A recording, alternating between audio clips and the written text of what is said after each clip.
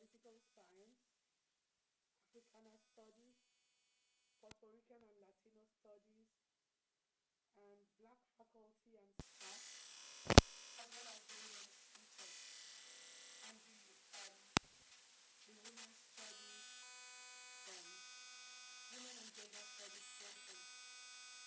So, without further ado, I think I will introduce why we are here. We are here because 10 years on, we have a situation where 276 girls were abducted from their school in Chibok, Borno State, Nigeria, in the night of April 14, 2014. And what made this movement, what galvanized this movement is that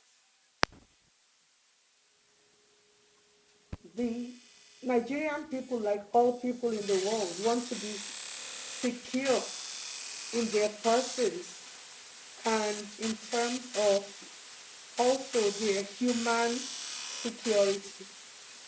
And this was taken away from these young women in a very sudden and brutal way on April 14th. Now, 276 girls were teenagers when they were abducted. Now we have 91 remaining as captives, and they are in domestic and sexual servitude. Many of them had motherhood forced upon them. Who's responsible? Well, Boko Haram, the terrorist group that abducted them, but also I think the Nigerian government that has failed to rescue them, and the international community that seems to have a short attention span when it comes to horrific situations around the world. And then some of us are also like passive bystanders, so that we don't use our voice as effectively as we can. I'm not going to go on and on, but Boko Haram has killed over 50,000 people in northeastern Nigeria and other central Nigeria, northwestern Nigeria. 2.5 million people are internally displaced, and there are tens of thousands of refugees in neighboring African countries. So Boko Haram has also become a regional problem because it spread its tentacles to Chad, Niger, Cameroon, and other West African countries, and has taken a section of the Lake Chad Basin as its territory, where it has control, and it runs a kind of government of its own choosing. These young women that were abducted are both Christians and Muslims, and as I said, motherhood has been forced on many of them. The ones who have returned, almost 40 of them, are now mothers. They're almost 40 children. I think 34 have almost 40 children. In the interim, these 10 years, at least 48 parents have died from this stress. A lot of the parents are also destabilized, as anybody would be if their children were in this situation. So I'm not going to go on with this chronicle because it is a chronicle. But over the years,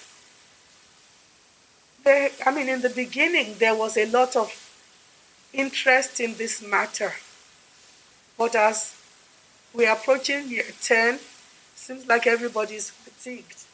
But we can't be tired because we have to remember that these are young women. What if they were our daughters? What if they are our sisters? What if we're related to them in some way or the other? Would we say that we were tired? Would we say that, well, they're just gone, let it be? Would we say something else is happening in the world that's more important? So everybody needs to sort of keep that in mind. Now, I'm going to also thank my sisters from Nigeria who are participating. I think I saw Miss Habiba Balogun. I'm not sure who else is on, but I'm expecting that Ms. Wumi Ashubi Arojaja will be here. Oh, and I see Dr. Abiola Akiyodi Olabi. So thank you very much for making the time, because it's the middle of the night in Nigeria. Ms. Bukif Shonibara is also with us. All these women are stalwarts of the Bring Back Our Girls movement in Nigeria, who started the movement, who kept agitating, who are still working on these issues. Because the Bring Back Our Girls family in Lagos, they still have every Saturday a sit out as a protest in Falomo roundabout in Lagos. And the family in Abuja is also still holding weekly protests. So without further ado, I think we should start, because the hour is late in Nigeria. And we were supposed to have a keynote address by Dr. Aisha Muhammad Oyebode. She couldn't make it in person. She had to be in South Africa. So I think I'd like to have the panel discussion first, so that the people in Nigeria can go to sleep. And then we'll have the keynote. And then we'll have the tribute and so forth. So please bear with me in that executive discussion. So the people I mentioned, Dr. Abiola, Ms. Shonibare, Ms. Balogun, Ms. Ashubi Dada, who else am I missing? They are going to be on the panel with another Dr. Abiola, Dr. Gwemisola Abiola. So I'm going to quickly introduce them, and then we'll start. The essence of what we're going to be discussing is the Chibok girls, the political economy of kidnapping. And okay, so let me introduce everyone. My name is Mojuba Olufunke Okome, and I teach political science here at Brooklyn College. So I'm just going to introduce people in the order in which I have them in my own papers here. Ms. Buki Shonibare is one of the panelists. She's the executive director of Invictus Africa, which is a civic organization that promotes human rights and gender equality through data-driven advocacy, technological solutions, and capacity development. Buki advocates for gender-based violence prevention and response, women's political representation, women's health, women's economic empowerment, and girls' access to free, safe, and quality education. She holds a first-class LLB degree from Bayes University, Nigeria, and a first-class degree in law, also in business administration from SMC University, Switzerland. She also holds an executive master's degree in managing peace and security from Addis Ababa University, Ethiopia, and a Master of Laws degree in international law and development from the University of Nottingham in the UK, as well as an MSc in international human rights law from the University of Oxford. Buki is a Ford Global Fellow, an Oxford Commonwealth Scholar, a Developing Solutions Scholar, a Mandela Washington Fellow, and a Malala Fund Education Champion. So, welcome.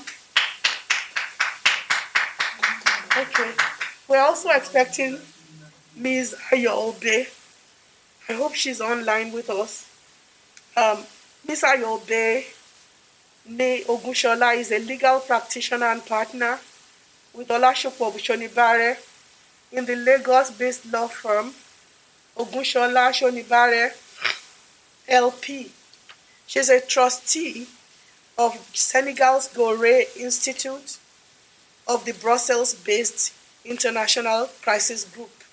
In Nigeria, she's on the board of the ZODBA Ezue Memorial Libraries, and she's a very active member of the hashtag Bring Back Our Girls campaign. She was the president of the Civil Liberties Organization, which is Nigeria's first indigenous human rights organization, from 1995 to 2003. She's also been chair of the Transition Monitoring Group, an election monitoring and democracy building coalition of independent NGOs, the steering committee of the World Movement for Democracy, and also Nigeria's civil service panel on police reform.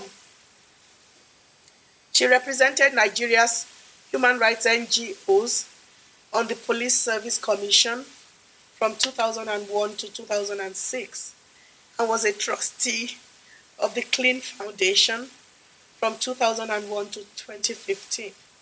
From 2006 to 2009, she headed the elections program of the National Democratic Institute's Nigeria office and also served on the steering committee of the Nigerian Governors Forum, state peer review mechanism.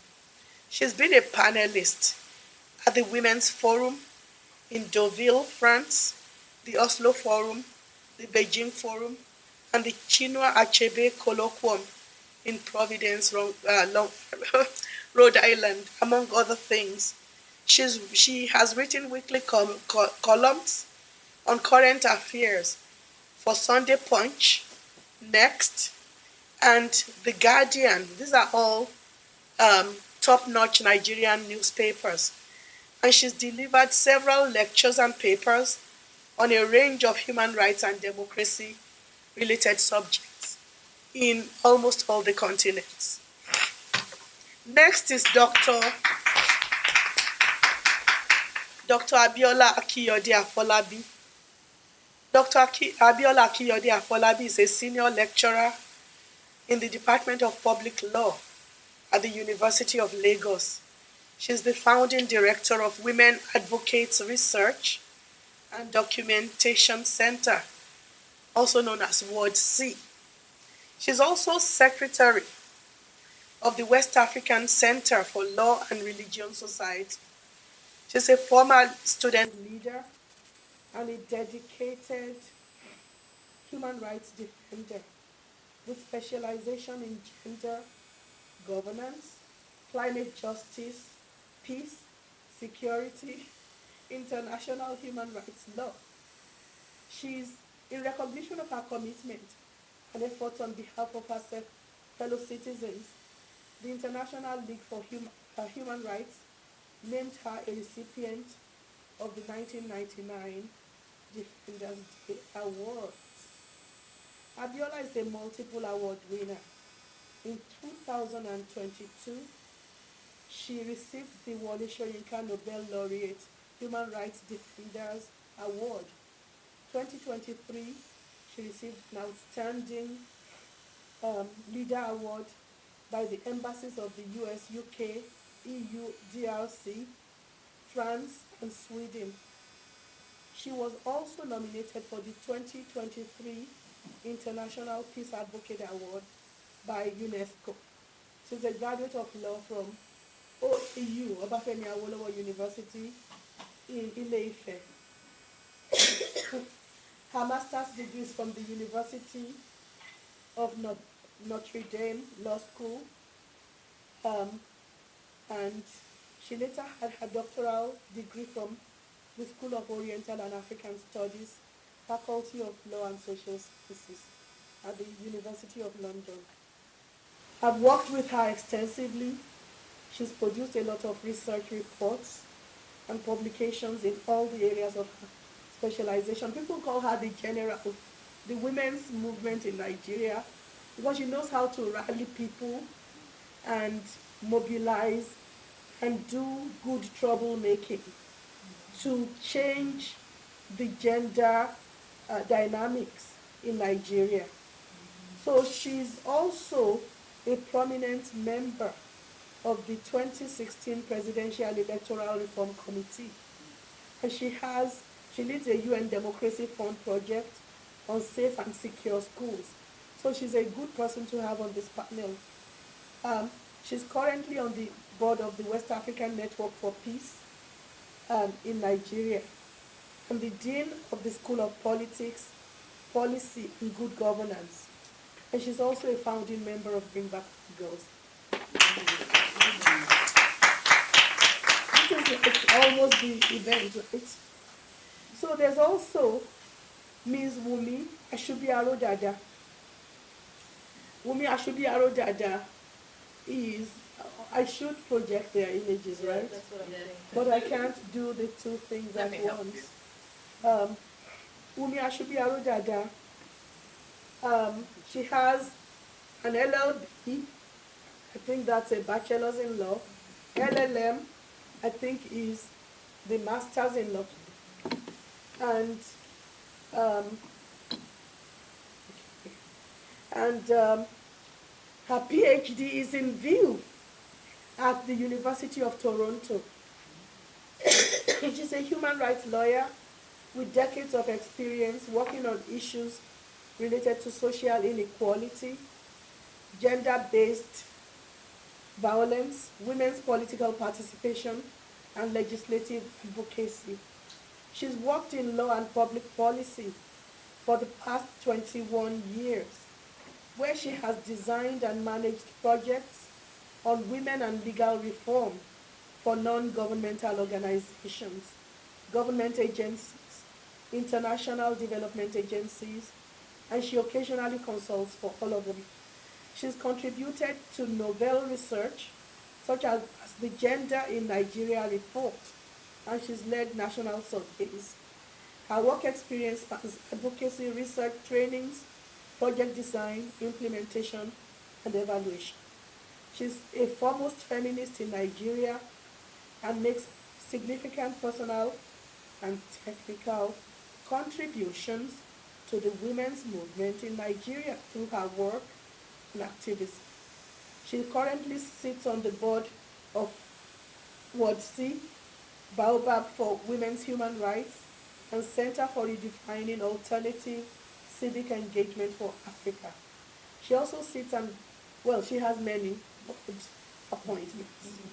She has run a MacArthur Foundation funded project on electoral integrity and accountability with RAPA, another very significant women's rights organization in Nigeria. She also is one of the co-conveners of the Feminist Woman Manifesto, and I belong to Feminist Woman Manifesto.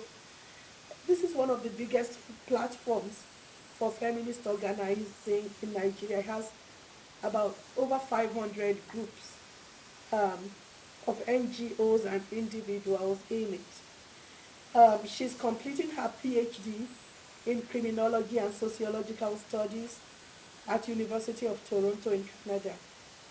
And her dissertation project is related to the complexity of strategies and practices that women deploy in preventing conflicts in Kaduna State, Nigeria. Kaduna State is in northern Nigeria.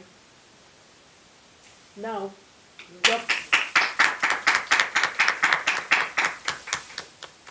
Dr. Gbemisola Abiola, sitting right here, live and direct.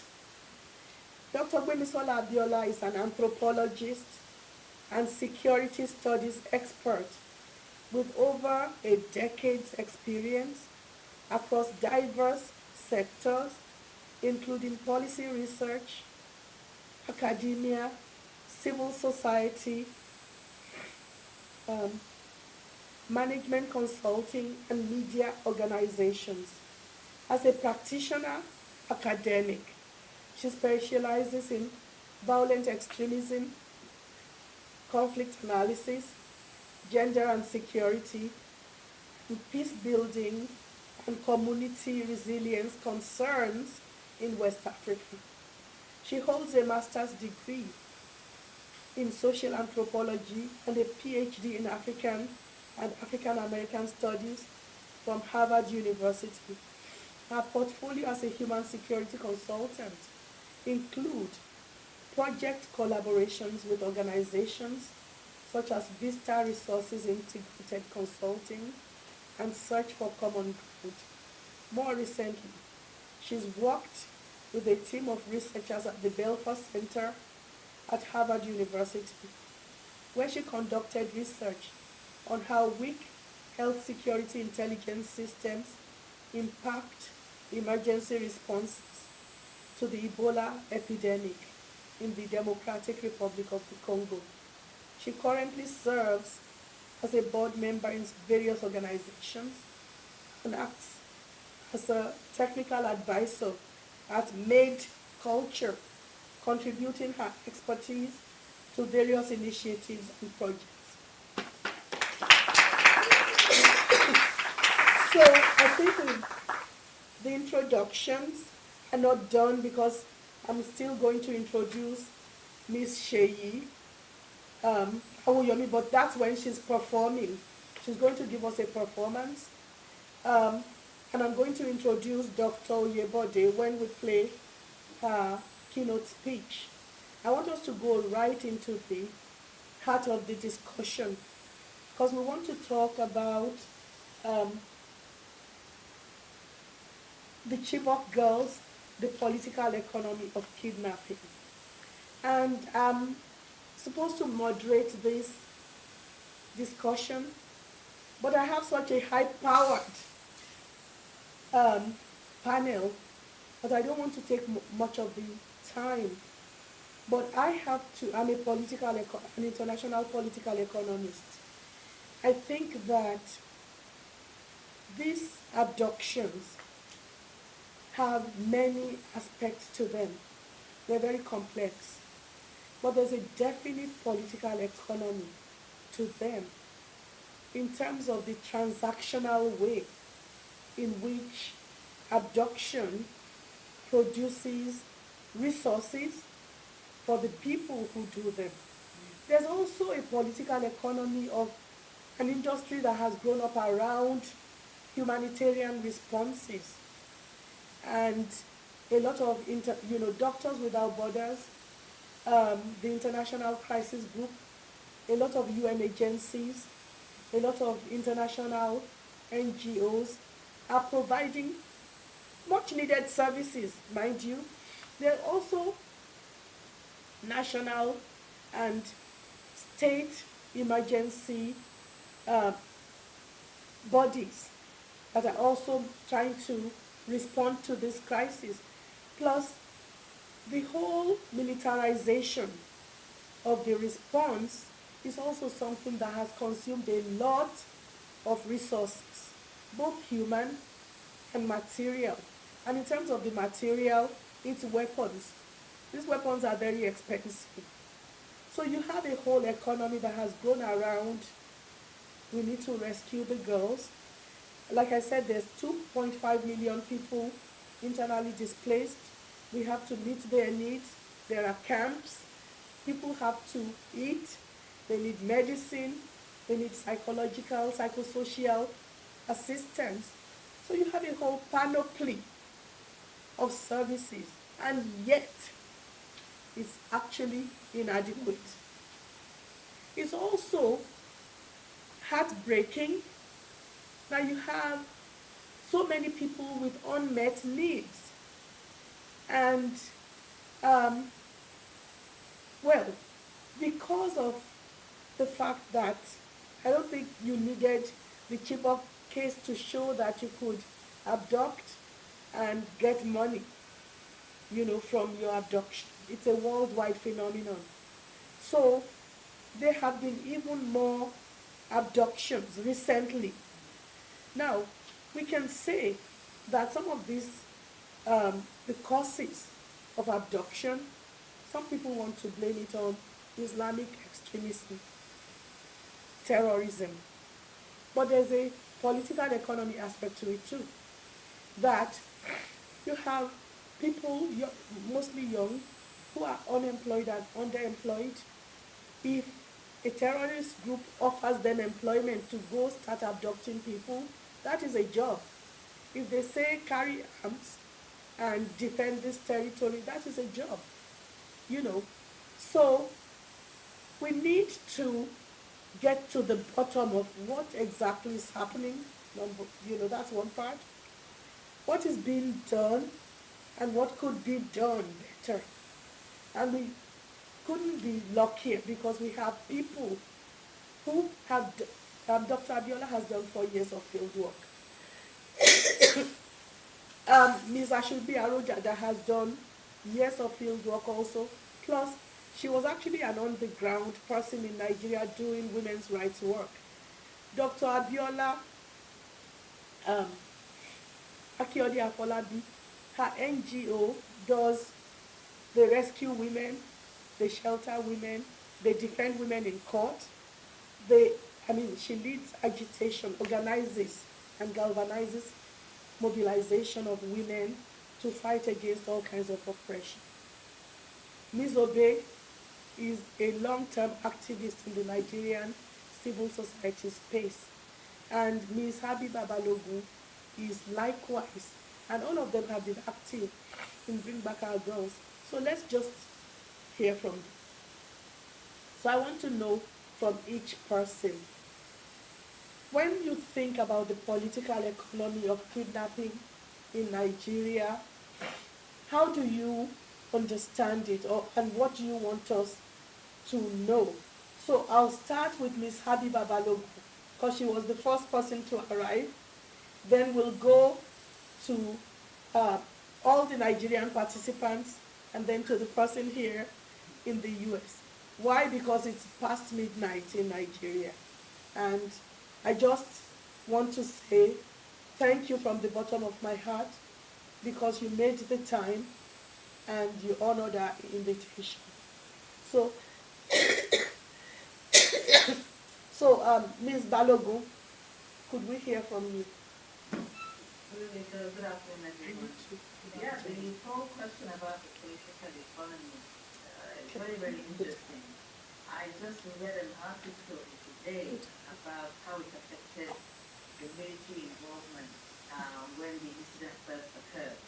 And I got some information that I hadn't previously been aware of. That whole political economy was one of the reasons why the military was not mobilized to go after the girls, why they didn't take it seriously. The fact that the political motivation might have had an effect on, military budget and all the rest of it. What I had been aware of previously was, we have certain bodies that raise a lot of funds that were going towards not just the Chibok girls, but to conflict-affected communities. In fact, even the emergency management agency, the state emergency management agency in Nigeria, and now we've got a humanitarian affairs ministry, just to show you the size of the political. I'm calling it political economy because it is about the allocation of resources, not necessarily partisan politics, but definitely about the allocation of resources. So it's huge, and there's so much. The way that those money is spent is opaque. So I can understand it if they don't make it very public about how they fund the military. But how are you funding humanitarian efforts? How are you funding the care, the education of these people who have been rescued and the other IDPs? Why why is there a lack of transparency around all of that? Yeah, except when, unless it meets some political expediency, like the American university in Yola, when most of the Chibok girls were educated, the ones who have been free, is owned by political opponents. So how much was spent there was made known and publicized. But in other areas, it's completely opaque. But we know that the sums are just tremendous, tremendous sums that are tied up in all of this. And you can see there are hints of the seriousness of it. They're talking about, if you talk about a normal rehabilitation process, reintegration process, reunification process, there are standard timelines that are well accepted. You'll find that many of them have been extended in this case because there are funds tied. Now let me just stop there. Okay. And All right. So, Dr. Abiola, could you give us your own perspective on how this is a political economy issue, or are we misunderstanding it? Dr. Akiyode Afolabi. The Nigerian one. Thank you very much. And I want to congratulate our big sister, Professor Okome, for always organizing this kind of forum to commemorate the bring back our health. Your labor will not be in vain, but commitment to humanity today. I think my sister Adeba has actually started the conversation already on the issue of the political economy of this issue. I can remember about 10 years ago when we were responding to the issue of bringing back our health. I mentioned that I started working in the north of Nigeria about 25 years ago. And I could recall that our first office in what the was founded in Zari. So that's maybe in the very close to the now. And I know that when you go to the Boca City in the north, and I think it's still there now, you see a lot of young children, boys in particular, and around the cafeteria, the restaurant, The hole in the wall restaurants in Nigeria. Yeah, hole in the wall restaurants. So, you see them hanging around the place where you are sitting and taking photos. And so what people do is that when they bring people to the moment to them. Now, those boys, we were not asking the question then, why were they standing there? Why were they imagining? Why were they not responding to, and taking care of people? Those boys that people saw and they neglected are the boys that have turned around to become the leaders of the insurgents in Nigeria. So what I'm trying to drive at is that the political economic conversation must also be based on social justice. If a society does not invest in justice issues, it's likely to turn around, to become a society where there's people banditry, because people want to survive at home, and they're very vulnerable people are participating in organized crime. So, in the context of Nigeria, there are political gains, there are also economic gains. From what we have seen in the past 2 years, we have seen that people are also making money from the entire process of kidnapping, abduction, and what have you. I've also seen from what the political side of this.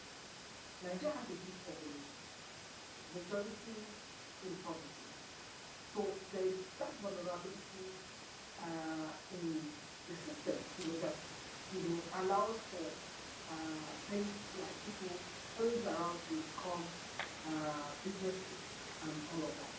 But unfortunately, we also don't have good response to leadership, because to be able to respond to things like this, the leaders must also have a way. We must want to combat the kind of insurgency, the kind of kidnapping that we have.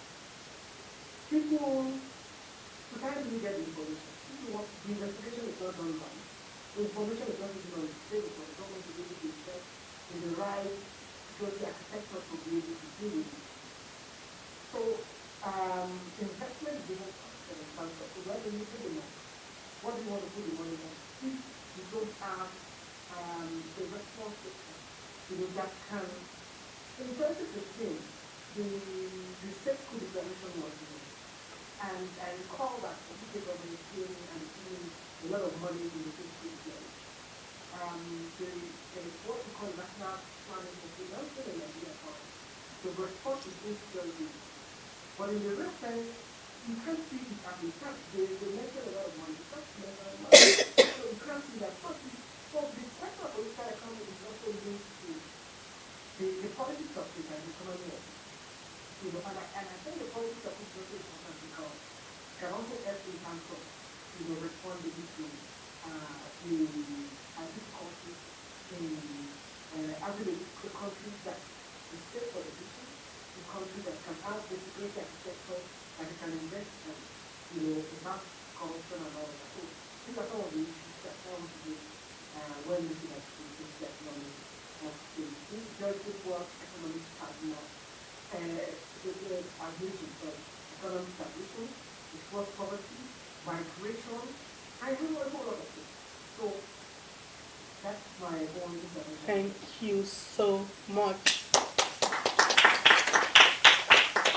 So, very quickly, we'll move to Ms. Ashubiaro Data, who is actually still working on writing up her research. So it's very fresh.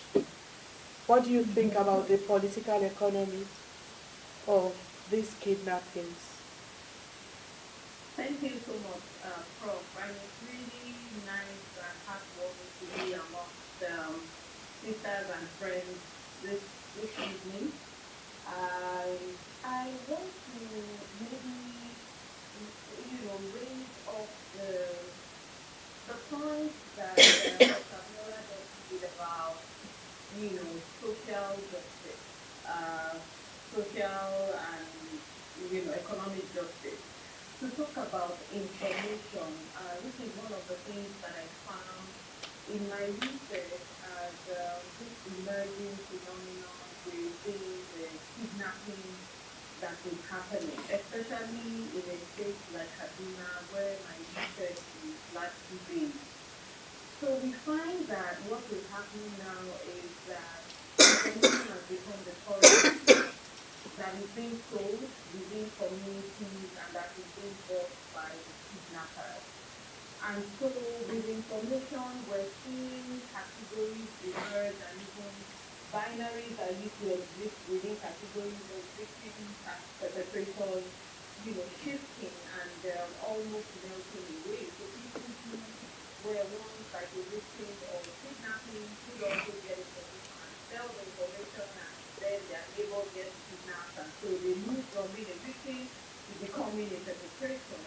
And this is also an arena where sometimes we find accusations melted against women because a lot of women are found within the domestic sphere, whether because of their business or because they're taking care of the home. And so women are expected to have information, are sought after for information. So that currency, I mentioned that as the economic perspective within the ongoing kidnapping.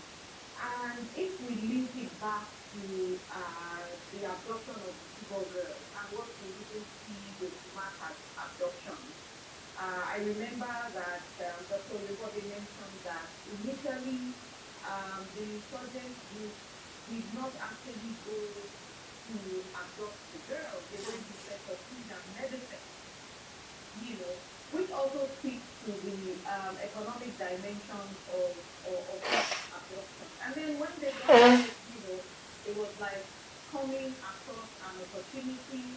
If you carry all of these, then you can negotiate with government. And we see that that is being replicated. So kidnapping has become a franchise in Nigeria.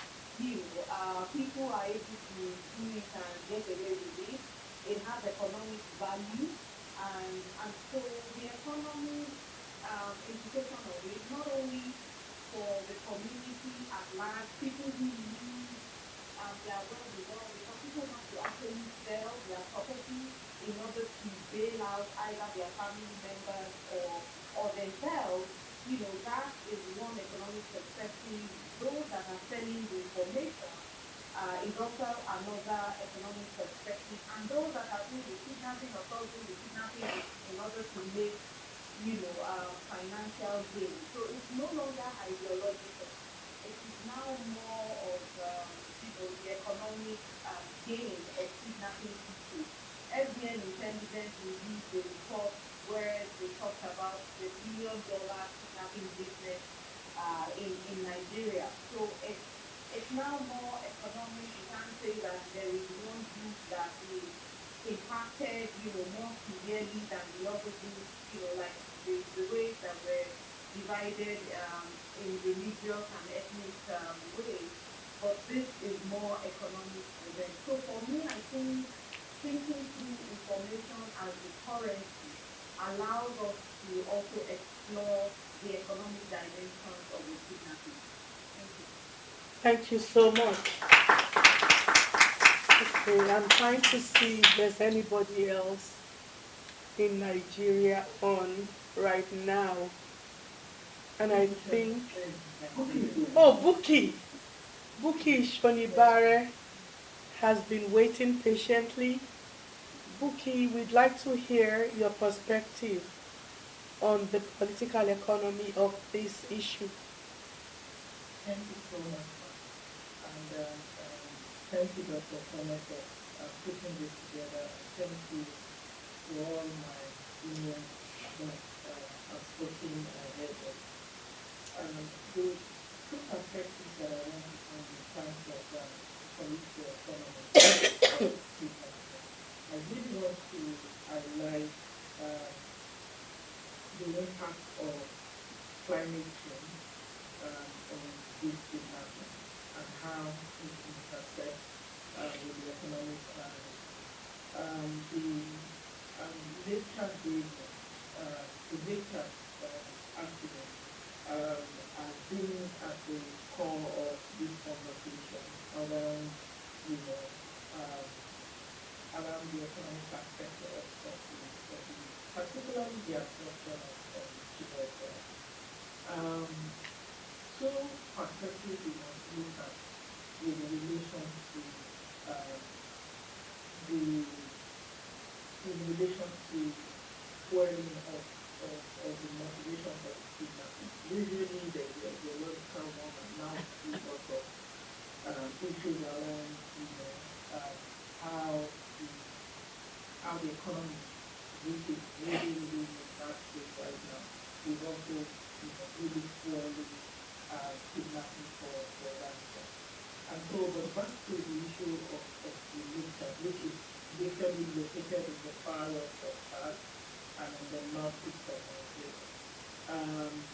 If you look at the map, you see how the location of the lake Chad is such that the water body used to sort of like serve as the main source of water for not just Nigeria and Chad, but also for those who are engaged in agricultural activities in the northeastern part of Nigeria. Now the lake Chad has actually shrunk. The last report that I read says that it has shrunk by 90%. And it has shrunk by 90% since 1960. And so you see that a lot of those young boys, like those that Dr. mentioned earlier, who used to take their cows, their cattle to go and, get water or food around the lake, are no longer able to do that because the lake has almost dried up. It's not completely dried up. Now I brought that in because the northeast and that area is one that really relies on agricultural activities for their economic came from. And so when this abduction took place, it's one of the conversations that came up there, and it is even much more worse at this time. So that is me bringing in the perspective of climate change and another lens through which we can look at the political economy of of kidnapping. But one thing that I want to talk about is something that other speakers have actually mentioned, which is accountability, as using um, um, soon to be Dr.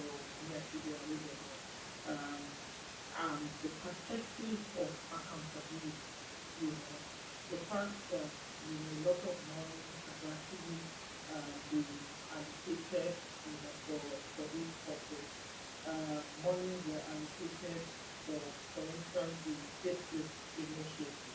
Nigeria became a party to the Safe Road Declaration, which is basically like an international political commitment that ensures the protection of education from attacks and schools from military groups, which comes them target. And that brings in the element of international humanitarian law, which basically sets a principle of distinction that in non-international conflicts like this, schools must not be occupied so that they are not, they don't become targeted.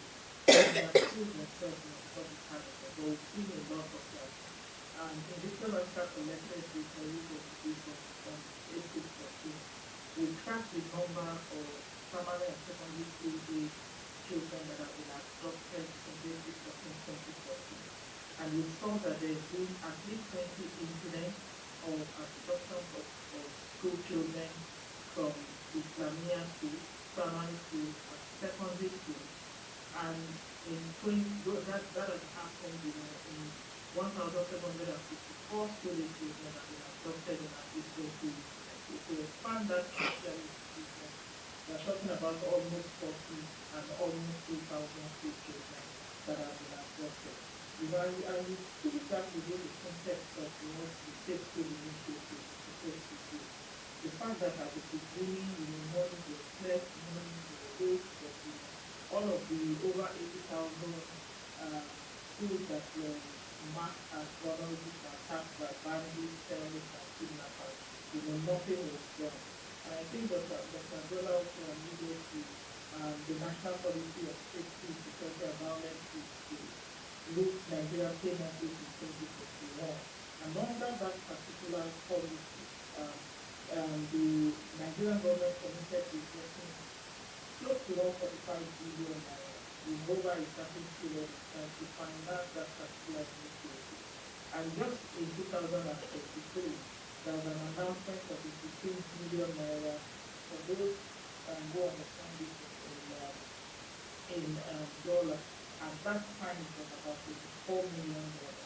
And it was supposed to ensure that the tide of that initiative is between Irish state and then and 48 states. So the point I want to make is saying myself is when we look at the political economy, we cannot divorce it from climate change. We also cannot divorce it from the importance of accountability, not only in all of the initiatives or the monies that were pledged or donated, but also in the realities that we now face, where more and more schools, more and more children are still being affected. Thank you so much. All right. Thank you for being patient, Dr. Gbemisola Abiola. So we're now turning to you to give us your perspective on the political economy of these schoolgirl kidnapping, the school kidnappings in Nigeria, with your mind also on the Chibok girls. Right. Okay, thank you guys for being here. So much has been said by my colleagues, so I would like to start by saying these are the couple of things I would like to talk about. Professor Okome mentioned a few things. So just a minute. Can everybody online see Dr. Abiola? No, I don't think we can. All right. Do you want to come here? No.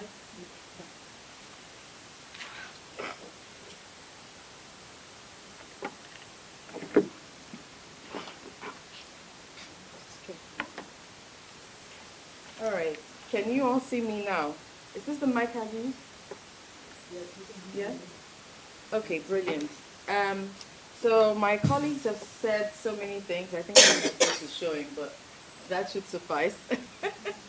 I think my colleagues have said a couple of things, but this is how I would like to start. I'm going to be talking about four things, and I'd like you guys to follow me on this.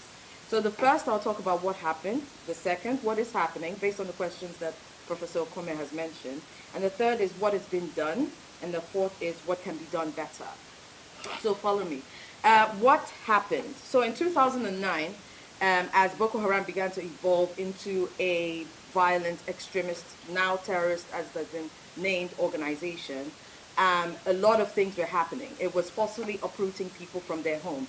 They were violently attacking a lot of families, towns, cities, and communities. And what happened? A lot of people were being dispersed, leaving their homes, sometimes even leaving behind their families, dispersing away from their families. And in the process, a lot of people were also abducted and kidnapped or trapped in areas that Boko Haram had claimed territory. So you need to follow from 2009 all the way to 2014 before Chibok happened.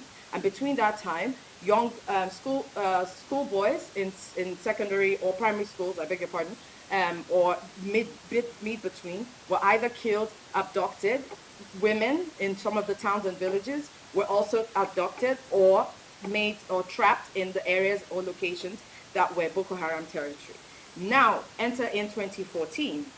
In 2014, Chibok happened, and Boko Haram gained this sort of international notoriety where it became an international, as it were, terrorist organization. Of course, they couldn't believe the luck that hit them, and that made them even much more fierce or fearsome, as it were, in conducting more and more kidnappings and more abductions, and of course, more and more violent overthrow of different locations and towns. So giving you this background enables you to understand what has happened, right? And you should also understand, based on what Professor Okome has mentioned, over 30,000 people have been killed by Boko Haram. Over 300 schoolgirls have been used as suicide bombers. Over 2.5 million people have been displaced. And once a person is displaced, there are three locations to which they are, should I say, resettled. The first is a camp.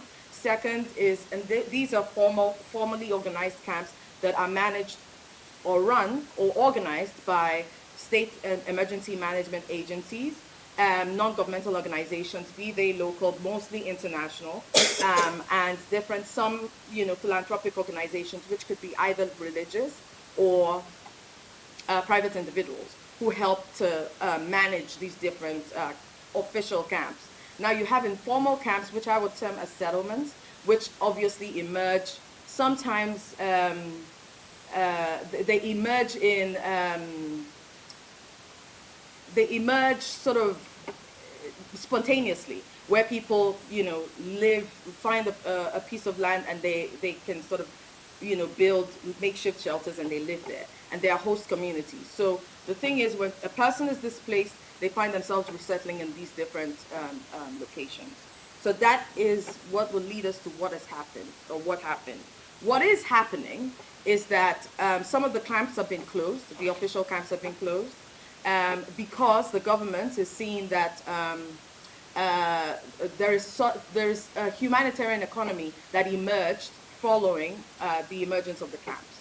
And that is because you have international organizations settling in places like Borno, Yola, Yobe, but mostly in Borno. Again, Borno is in the northeast. All these states, Borno, Adamawa, Yobe, they're called the Bay states, which are the states that have been mostly impacted by Boko Haram, right? And so when you have that kind of situation, the government, especially in Borno state, is saying, this is a humanitarian economy. You have all these humanitarian organizations coming into Borno state, establishing their offices, staying for close to budgeting 10 years or 15 years, which in the mind of the government is like, you don't want this to end. You don't want this to, you want it to be a self-perpetuating, as it were, prophecy, in the sense that, if you are here, it means that you want to keep having people who are displaced. Now that, obviously, we could talk about that and the impact of that, but that's a completely different topic to engage with. Nevertheless, some of these camps, one thing you should know is that many of the official camps have been closed. And so what emerged following the closure of camps, which is not directly connected, but I want you to sort of have, all these nodes through which you could allow your mind to think through, is with the closure of the camps, with the spread of Boko Haram's ideological positions, and with the emergence of different other fringe groups, you have an economy of kidnapping that has spread not only from the northwest of Nigeria, but to north central and northeast of Nigeria. And dare I say, to some other parts of Nigeria as well.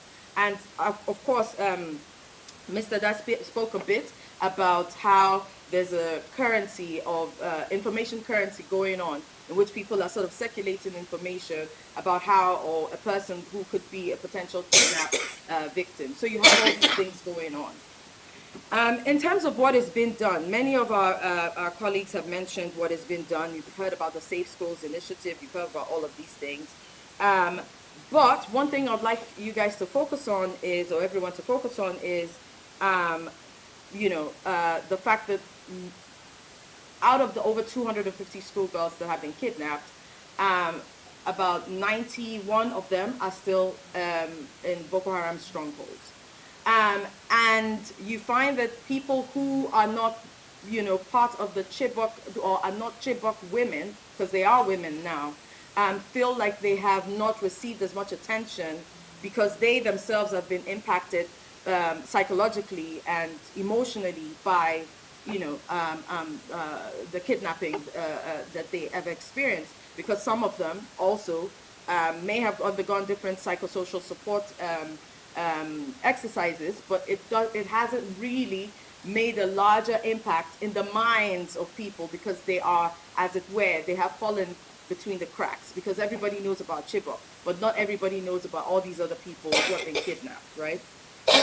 So to speak to what can be done better, we have, one of the first speaker, or the second speaker, Dr. Abiola, spoke about social justice, right? And that made me think that there cannot be social justice without economic justice. Or put a little better, social justice and economic justice work hand in glove, to the degree that when people feel that they have economic or equitable infrastructural provisions, then they can feel a sense of confidence in the government. And with government establishing different legal structures that ensure that the violent rise of kidnapping, that all these extremist groups are actually dealt with by the law, it would ensure that there is a form of confidence that is reposed on the government, right? So at the end of the day, we should look at what can be done better. Would be what can the leadership of Nigeria, including its association with regional governments as well as the international support systems, how can they come up with more strong legal parameters to ensure that these different extremist groups are dealt with? So that's the first thing. The second thing would have to do with the security architecture, and this obviously would speak to both the material and immaterial, and by that material I mean both human and weaponry, and the immaterial being sources of information and community sort of engagement, how they can solidify those different aspects of security, ensuring that people can repose confidence in the security personnel, because sometimes people feel that they are themselves complicit in the perpetuation of kidnapping and the perpetuation of all these different acts of violence. We can talk more deeply about that, but that's my view on this. Thank you.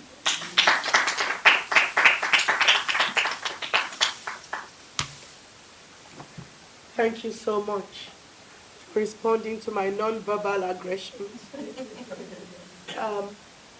So, I think we've heard a lot, and we don't have a huge amount of time.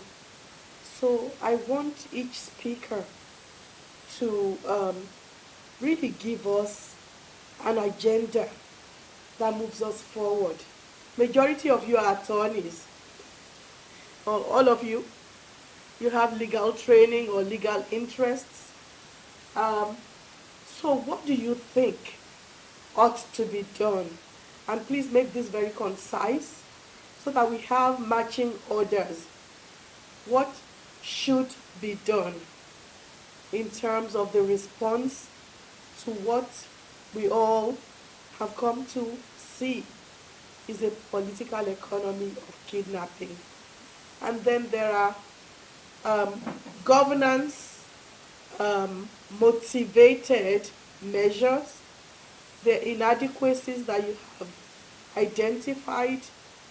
There's also some level of kleptocracy that has taken place, and I would say an undue amount of nonchalance. So, what ought to be done to address this issue and the underlying problems that are producing it? I would like each speaker to take 2 minutes, no more, to let us know their perspective on this. So I think we'll again start with Ms. Balogun, then we'll go to Dr. Akiyode Afolabi, then Ms. Ashubi Arodada, and Dr. Shunibare, and then Dr. Bemisola Abiola. So all right, sisters, give us an agenda for the future, for now and the future. Thank you very much for the thought I have. I think as civil society and as social justice activists, a lot of the structures that need to be in place to counter what is going on out there, I think we need to very strategically follow the money. And there are organizations and projects now that can partner with you to follow the money, the spend.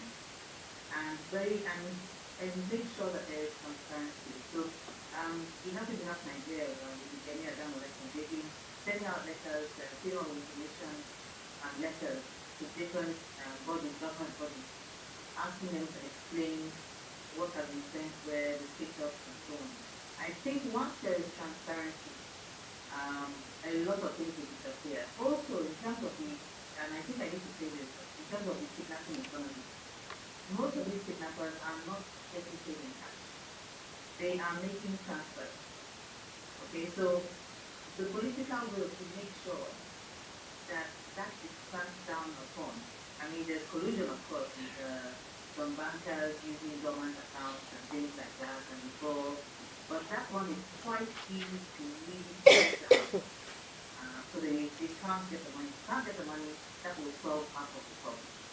So I think we need to follow the money and enforce transparency and make sure there's transparency so everyone knows what is going on, how much has been raised, where that money has gone, where it has been spent. And I think we will start seeing some adjustments being made. Thank you. Oh, thank you so much.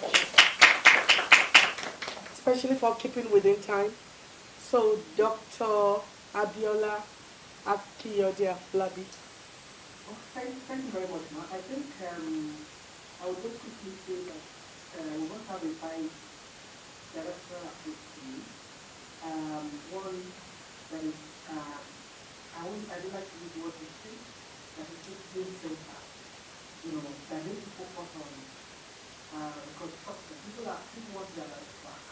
And so that's the economic justice of the whole thing. You don't know about the Boko you have dropped you off and take everything that you have. Then you need for the construction that. So you need to deal with that from this point of view. You need to focus on rehabilitation. Rehabilitation is very important. We need to also look at possibility of reconciliation. People want to be able to reconcile their to be able to have confidence in and around them. And we need to also look at rehabilitation. I think that's important. So reparation is important. The government should invest in the rehabilitation. The second aspect, that's one aspect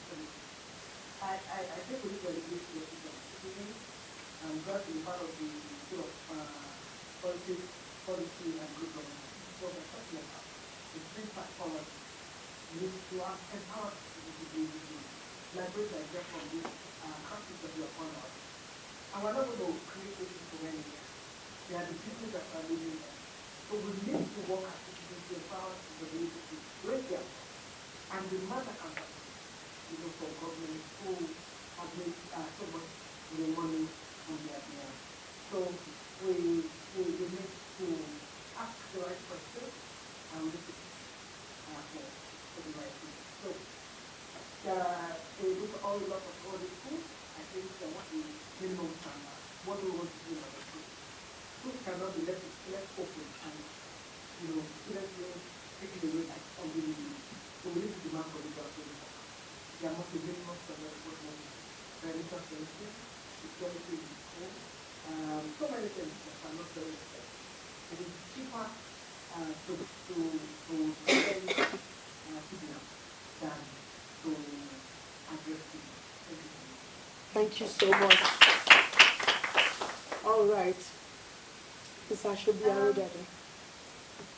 Yes, thank you so much. And sometimes it's hard to, when I might be harder on others, as we speak on. I think in the immediate, we need to look at how we center, of course, as feminists, I can't help it, how we center both the gender strategies and the other strategies that we deploy to prevent conflict. Because at this point, someone told me during my interview, they said, now we are protecting ourselves.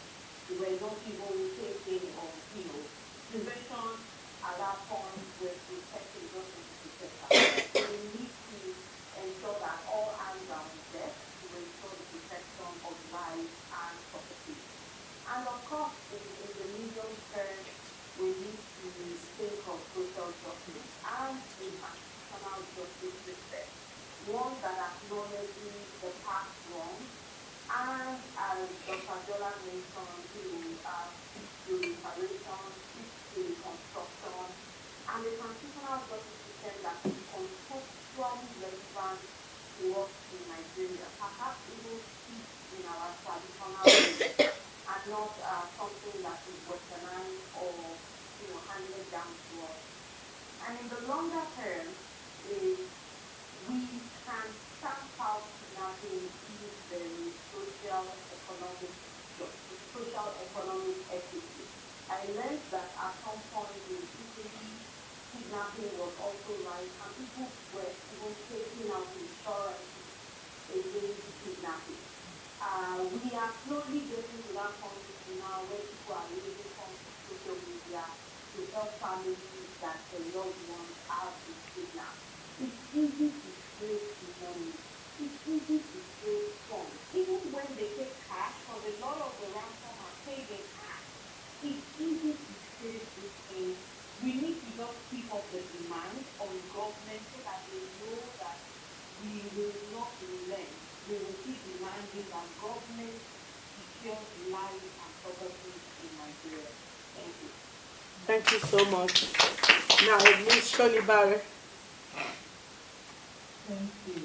As you mentioned, cross tragedies because of the cross. Can you talk a little louder? Can you hear me? Can you hear me? Yes. All right. So my own point will be also around that transitional justice. The fact that it is important for the Nigerian government, particularly the Tinubu administration, to officially recognize this experience, particularly the fact that girls are still missing and make commitments towards that. And within the context of the recognition of the experiences of Chibok and the Chibok girls and their families, is also the importance of providing status updates to Nigerians and the parents for us to know what's happening. Some of the girls that came back are said that some of their parents have died, there's not been any official acknowledgement of that. I also think that I also emphasize the importance of accountability. especially for those who have participated in the Sambo report, was clear about this. That report is that those who were involved should also be prosecuted. Um, and Dr. Abiola already mentioned the declaration. Lastly, I would say the last episode of Traditional Justice, which talks about measures for non-reoccurrence. And I think that is where safety initiatives will come in, making sure that it is operationalized, and also putting forms to things like the missing persons register, which will also associated there, just so that we know as a nation how many people have been missing and they should be looking for. So that there is a lot, but I believe that if this government is serious about this issue, they can pick some of these ones and even know one in future, at least for the community that I'm sharing from. Thank you. Thank you so much. Thank you very much. Now over to you, our live direct person. No, you come here so that people can see you.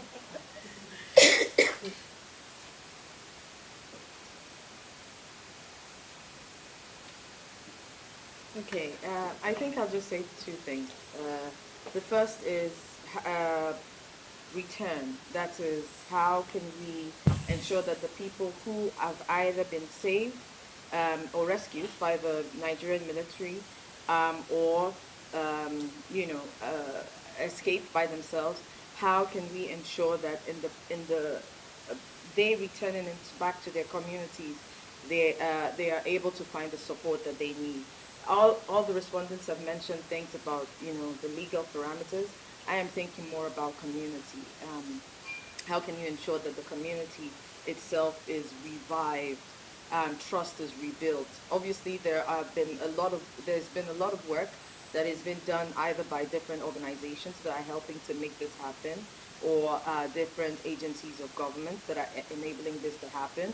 But it needs to be much more sustained to enable these communities to be much more cohesive in their embrace of these people who have survived as different survivors who have been impacted by these traumatic experiences. There's also the next angle of return, which is people who have been displaced and because of the closure of the camps are back in communities that are either not fully theirs, or communities that are their communities, as it were, that have been reclaimed by the government. And the sort of impact or the distresses that come with that, knowing that even persons who have been, as it were, forgiven, these different extremist fighters who have been forgiven, as it were, by the state, their reabsorption into the community could potentially create seizures within the community. So how can we ensure that these things do not happen, which obviously flows back to the idea of a legal justice, So that's what I would say. Excellent. So only a scholar would say, I have only two things to say, and they can say it in 30 minutes. So thank you so much. We could go on, but we have these rooms for a limited amount of time, so we have to respect that. So we've heard a lot of recommendations, and you know what? Actually, these are not recommendations that will go nowhere, because these are women of action, and General Abiola is one of the presenters. Majority of the women who spoke and members of Womanifesto and members of Bring Back Our Girls. So I know that more than anybody how much work these dynamic, brilliant women have done over the years. And it just gladdens my heart about the budding scholars that are doing the research, and they're doing it in a really extraordinary way that brings together interdisciplinary knowledge and also indigenous knowledge, you know. So I have a bit of hope amid this very dismal reality that of 276 girls, there are now 91 women, because they were girls, teenagers when they were kidnapped. It's now 10 years after the fact. And a lot of them are mothers who was forced on them through rape and sexually inflicted violence. So I would now play Dr. Oyebode's keynote, and then we will um, do a reflection on the children and have the performance. But we're going to do everything in a very abbreviated way because time is not on our side. All right. Um, oh, how do I share screen? This is not working like normal Zoom. Help. It's not, I can't see the Zoom controls. Can you help?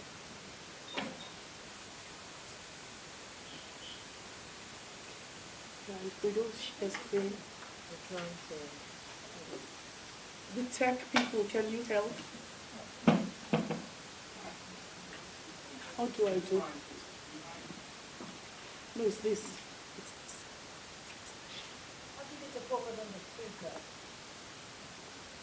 We want to share screen. It's taking us to. So forgive us, we have a little technical issue.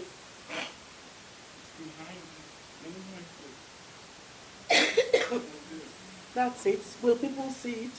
Yeah, I'm okay in the back. Oh. You were looking for something like this the whole time. Okay. So we can just play it? Oh. Yeah, he said the rules of connection and back. Okay. All right. So we shouldn't do anything here. No, play in here.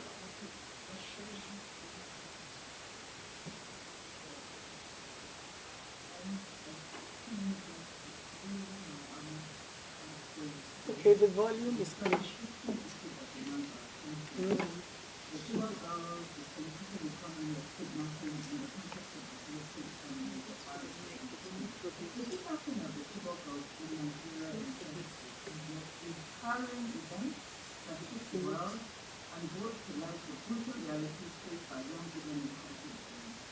This tragedy not only highlighted the vulnerability of women and girls in such environments, but also underscored the complex interplay between politics, economic, and violence institutions such as property.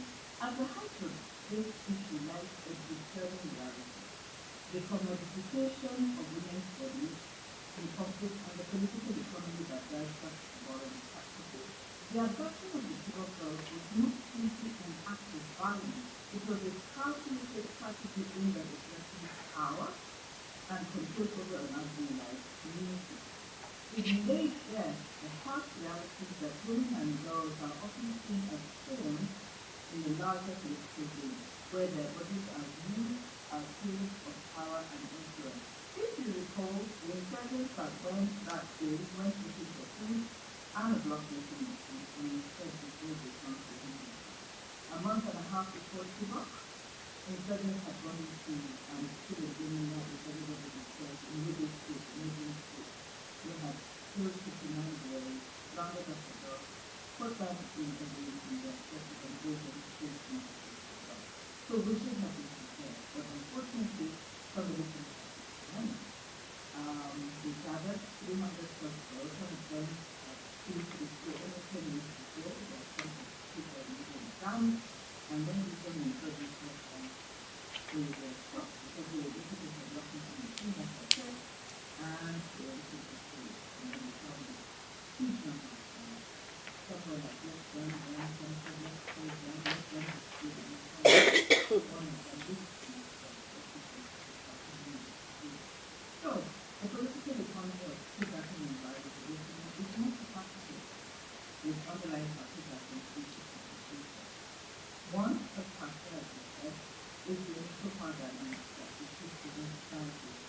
where women are often relegated to subordinate roles, and the next is the women in marriage.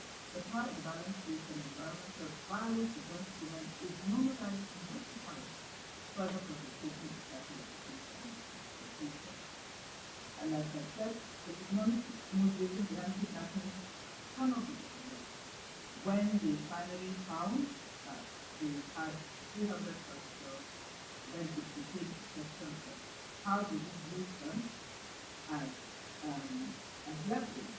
So in other words, what we're talking about is that if we look at conflict zones and if we use Chibok as an example, poverty and lack of economic opportunity drive vulnerable populations into making this the growth, which from financial security to security violations, and that's probably what happened with those ones that are really tough. No doubt the commodification of energy kidnapping serves as a means to generate revenue, ransom payments, and leverage in negotiations with governments and other actors in 2017 when the second group of jobs and negotiated was clear that the essence of money, but the release of money to secure the release of Boko Haram insurgents that had been incarcerated by the Nigerian military. So in examining the political economy of violence against women, therefore, we must also consider the role of state actors and their complexity in perpetrating such crimes. So the failure of government to protect their citizens, particularly women and girls, and the lack of accountability for perpetrators of gender-based violence is what further entrenches a culture of impunity and injustice. In this context, I'd like to refer to Jackie True's book, The Political Economy of Violence Against Women, the abduction of the Chibok girls, and the broader issue of kidnapping in conflict zones takes on a deeper significance. And thank you, Professor Okome, for sharing the link to Jackie True's book. True's work highlights the intricate connection between politics, economics, and gender-based violence, shedding light on the structural inequalities and power dynamics that constitute such atrocities. True's framework emphasizes the importance of examining how economic structures and political institutions intersect to create environments where violence against women is not only possible but also normalized.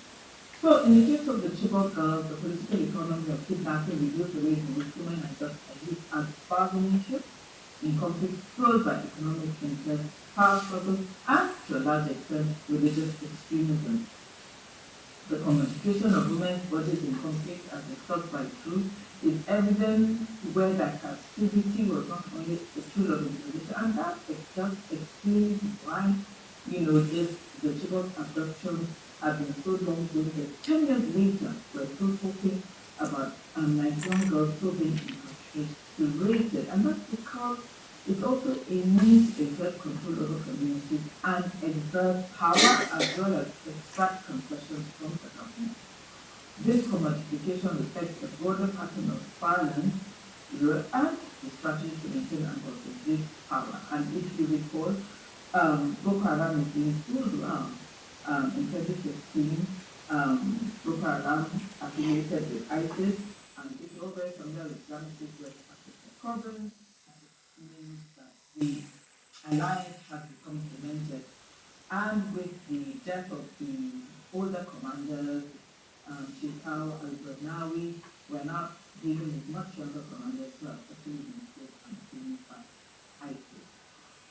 Of course, Truth's analysis also draws attention to the complicity of state actors in perpetrating violence. And it highlights how governments go to protect women and girls. And one area of my research that really emphasizes that is the failure of protecting women and girls from being used as suicide bombers. In the entire history of the world, Boko Haram has been the most number of women and girls as suicide bombers. And usually also what tends to happen is that even where those girls are found, or including girls that don't discover, by the way, the military doesn't have a process for taking them through a proper judicial process, and they get incarcerated indefinitely. So there's a failure not only in government in terms of protecting the long term, but even when women and girls have been victimized by these groups.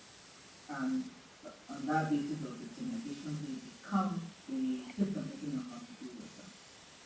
So beyond the huge emphasis on economic implications such as poverty and lack of economic opportunities, which resonate with Chibok, really is that generally individuals are made susceptible to exploitation by making groups seeking to profit from their abduction or seeking to profit from their use, or really the impunity within the system means that um, the risks of abusing women and girls is easily justifiable because we know that there is no accountability within the system. So in the light of True's insights addressing the political economy of violence against women requires a holistic approach that addresses the underlying social, economic, and political factors that contribute such atrocities. This includes empowering women and those to affect their rights and train their agencies, holding government authorities about actors accountable for their actions and investing in conflict prevention and peace building efforts that promote gender equality and justice. Whose work challenges us to confront the deep-rooted inequalities and power imbalances that underpin this violence against women in conflict communities, either with the support of either with abduction of women and girls, either with the use of women and girls as slaves performers. And so by engaging her analysis and applying it to real-world cases such as the abduction of the Chibok girls, we can deepen our understanding of the complex implications of politics, economic, and gender-based violence, and work to transformative change our approach to rights and dignity of women and girls everywhere. So simply put, economic structures intersect with gender-based violence and toxic in various ways, facilitating a cycle of harm against women and girls. And therefore, amidst this darkness, there has to be hope. First one, the global response to the abduction of the Chibok girls galvanized the movement that brought attention to the plight of women and girls in conflict zones and pressured government to take action. Hashtag Back Our Girls campaign. Many of the people today in the audience were members and co-founders of that collective. It was a movement of women, largely of women and girls, women, girls, and even women organizations. And it symbolized the power of collective action and solidarity in demanding justice for the victims and holding the perpetrators accountable. So, in other words, this is one of the things that we hope that we can continue to do, even though, and time has, brought about so many changes to galvanize people to continue to fight and demand justice for the victims and the fact that perpetrators will be held accountable. Of course, in the larger community, we have to, first and foremost, now must begin to empower women and girls to assert their rights. I've said that before, and like to repeat it, but then we also have to provide them opportunities to include access to education, economic opportunities, and political representation. I say it's time and time again. Where women and girls are not marginalized in peacetime, when we have a conflict situation, this marginalization means exacerbates the problem. So you have situations where if forced marriage, violence against women, sexual assault, all of those are not dealt with well properly in peacetime when you have conflict situations. And the risk for women and girls who come from those kinds of societies is magnified. Secondly, we have to hold government and not actors accountable for their actions. It's really critical. These requires a commitment to strengthening legal frameworks, enhancing law enforcement capacity, and fostering a culture of zero tolerance for gender-based violence. Additionally, we must invest in conflict prevention and peace building efforts that address the root causes of violence and create an inclusive, equitable society where women and girls can live free from fear and oppression. This includes supporting local organizations that work to promote gender equality, advancing women's rights, and empowering communities to increase violence. So, in conclusion, the abduction of the Chibok girls serves as a stark reminder of the urgent need to address the political economy of kidnapping and violence against women. It's the call to action for all of us to stand in the solidarity with the system, amplify their voices, and work together to create a world where women and girls can live in dignity, peace, and fear, and violence. Let us today, here again, connect our across the building a picture where every woman on earth has the opportunity to realize her potential out, where no one is left behind and where justice and equality prevail. Together we can create a world where the rights and dignity of all individuals are respected and protected. Thank you. Thank you. Thank you very much. I didn't introduce her. Aisha Muhammad Oyebode, Dr. Aisha Muhammad Oyebode is a stalwart of the Bring Back Our Girls movement. She's the CEO of Murtala Mohammed Foundation, which is an independent NGO that advocates for democratic and social reform on the African continent. And she's a very dear sister friend. She has a PhD in law from the School of Oriental and African Studies, the University of London, and other law degrees from Imperial College and King's College, all in London. So she also has recently published a book that we are going to have on display when we go for the reception. Without further ado, I think we are now at the point where we're going to hear from Ms. Oluwaseyi Awoyomi or Sheyi. Sheyi is a performer. She's a natural born artist, born into a family. Oh, I have to project it. I'm so sorry, I'm not. Profile. Yeah, yeah, can you come on?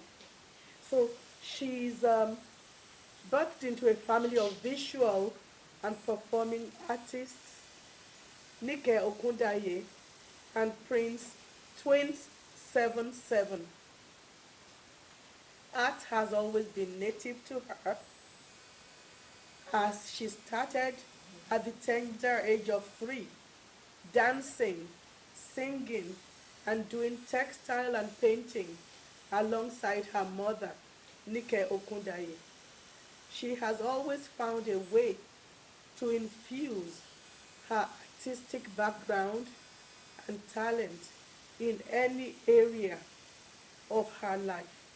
She's married and a mother of 4 boys. She holds a bachelor's degree in entertainment technology from New York City College of Technology. I think, is that one of the CUNYs? Yes. Hey, CUNY! Specializing in stage performance and costume design.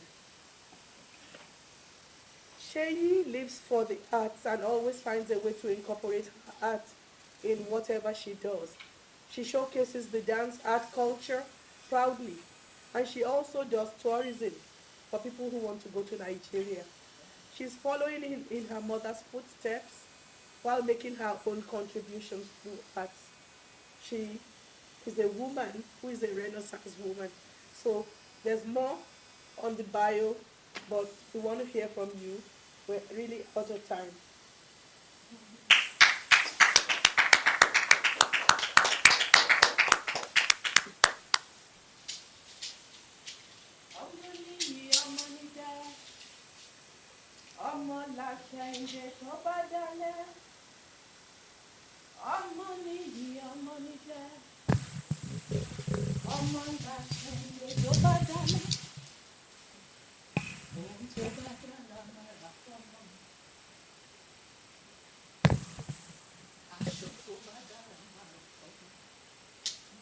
Prof, let's see at least now. Oh, all right. I think we can turn. Um, we may have to corral you. Come and Yeah, maybe she'll stand there. Okay. Good evening, everyone. Move the monitor. so you can be here and have more space.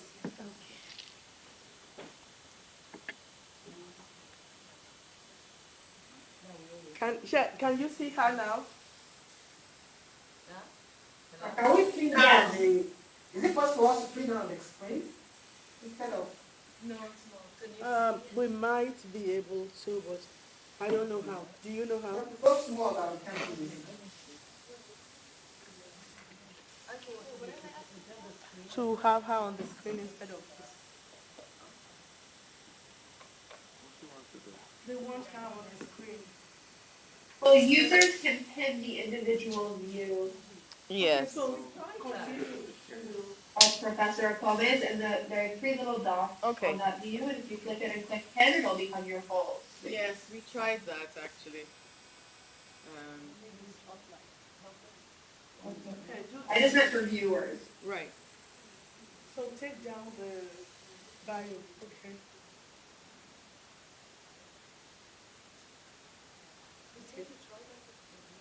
It didn't work. But let's see. Let's try again. Replace. I mean, take off the virtual background. Okay. I actually, you know what? Keep performing. At least you can hear her. ọmọ nìyí ọmọ ní dẹ ọmọ làṣẹ ìdè bó bá dalẹ̀ ohun tó bá dára máa rà fọ́mọ mi aṣọ tó bá dára máa rà fọ́mọ mi ẹ̀wù tó bá dára máa rà fọ́mọ mi aṣọ tó bá dára máa rà fọ́mọ mi bí n bá lógún ẹrú mo jẹ́wọ́ pa ọ́.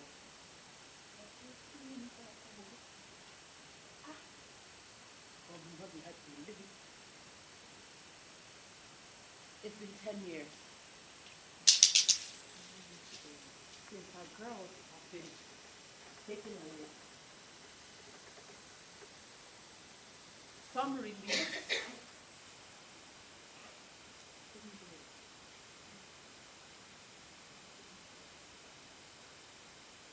Came back wounded. Oh, yeah. Many potentials lost. But the Yoruba says, ọmọ nìyí, ọmọ nídé,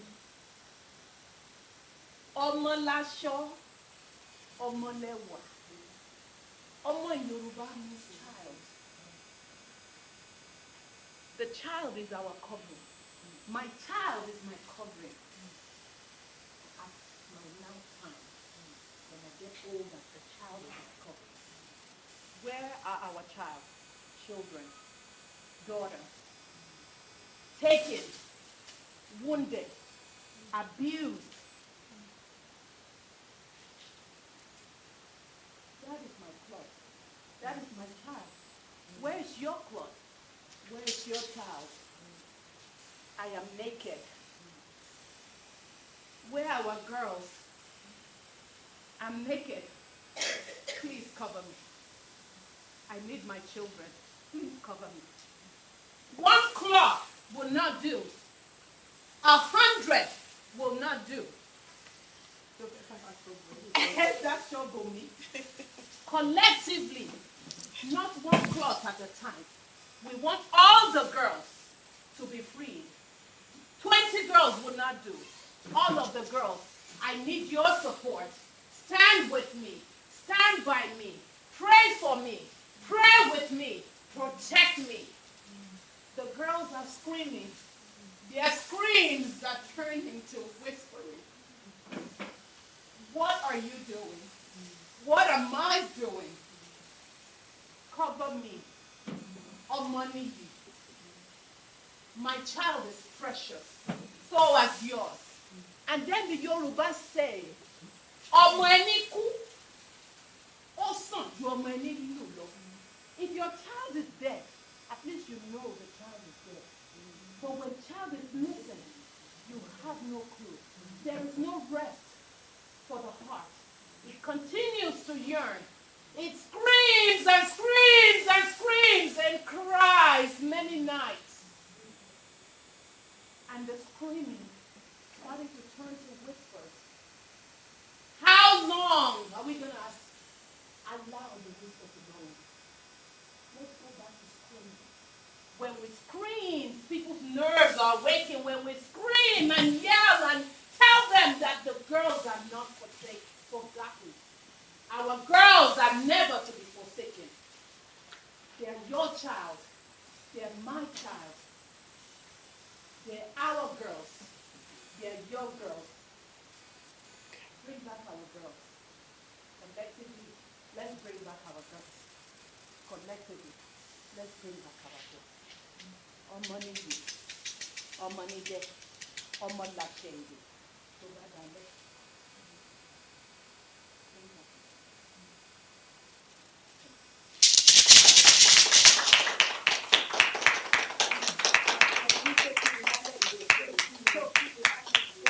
Ask her to abbreviate because we're out of time.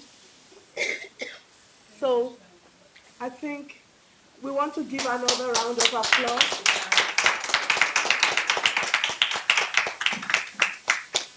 Now I want us to do a moment of silence, and I would like everybody to be up on their feet. Does everybody have this list? They're here on the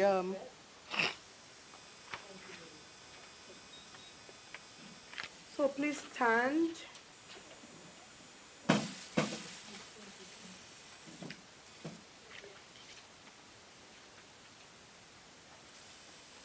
Everybody stand up.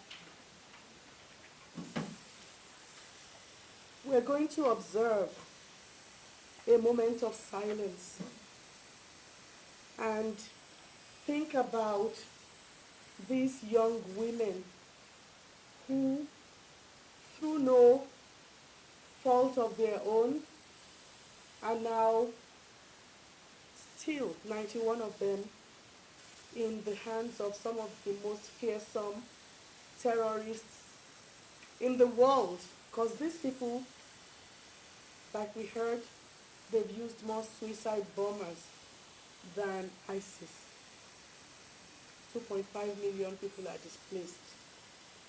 And there are still thousands of other young women and boys, men, who are being held captive and terrorized and traumatized. So please, think about the girls. I think everybody online, we shared the list with you as well. And just for posterity, I'm just going to read the first name on the list and the last name because we have run out of time. So with a broken heart, I am saying that these 91 girls in Boko Haram captivity since April 14, 2014, we pray for their rescue, their release, paying of ransom to rescue them, to free them from the oppression that they have been under. Also pray for the ones who have now come to identify with their oppressors and they don't want to leave them or they have gone back, that somehow their mind will be brought back to normal.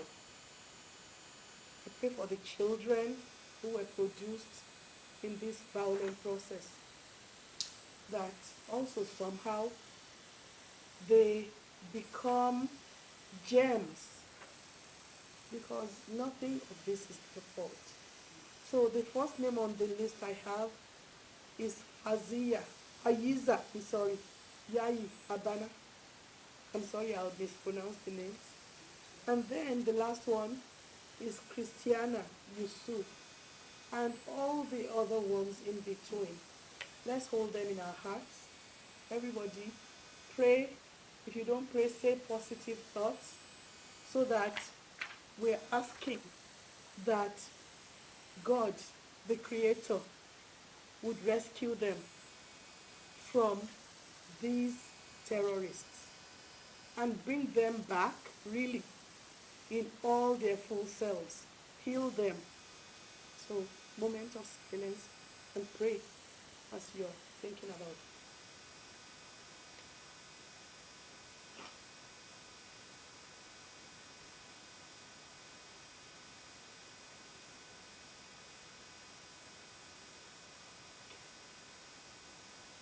All right, so take the papers home. Every time you want to pray, say positive thoughts, think about them. And then we have a thing about what you can do that will be shared to everybody who registered and posted on social media. So I want us to end on this solemn note, but I'm inviting everybody here to go to the clinic room and have some refreshments. So thank you very much, everyone. Um, my heart is broken, but I'm trying to be hopeful. And I know that there are miracles still happening. So I'm praying for the miracle for these children. I'm saying the children because I'm 65, they're in 20s. Um, so thank you for coming. Thank you, sisters in Nigeria. Thank you, sisters and brothers online. We appreciate everything that you've done to help us to do this commemoration. And I noticed, but I think she's gone, Mrs. Reverend Dr. Daughtry. They started with us doing the protests in at the UN, she and her husband, Reverend Herbert Daughtry, and we did the first this the first year commemoration in their church. So I thank them. They came to every protest. They were so supportive. So God bless you all. Um, I hope next year we'll be having a celebration that says all the girls are back. And then I hope we also know that we have to support them psychosocially so that they can heal, recover, and maybe resume normal life. Thank you.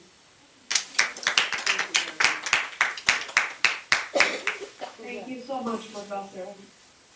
Yeah, you have to come here. Even though one child You have to is come too here. many children missing, I also want to empathize with families who have more Everybody than can speak. Please. a child. Yeah. There are 16 families here in this list with more than 2 children. Some have 4, some have 5. Can you imagine you lose one child from a family and then you lose multiple children from the same family?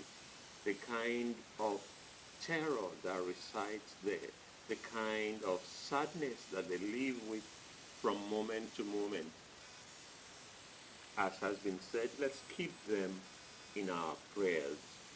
Let's do anything and everything possible to influence the Nigerian government in increasing their efforts beyond what has been done now. And let's just keep their feet to the fire until the girls come back. So we'll continue conversation, and let me tell you, the library is closing at 9, and they're going to throw us out.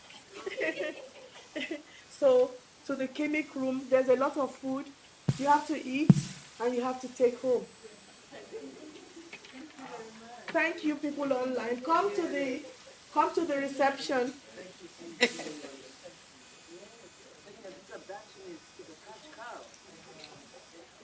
This is a great program. I had a question. Yeah, So a number of the speakers spoke about the information economy, yeah, and I got the impression that there were actually women involved in yeah. sharing that You information. know,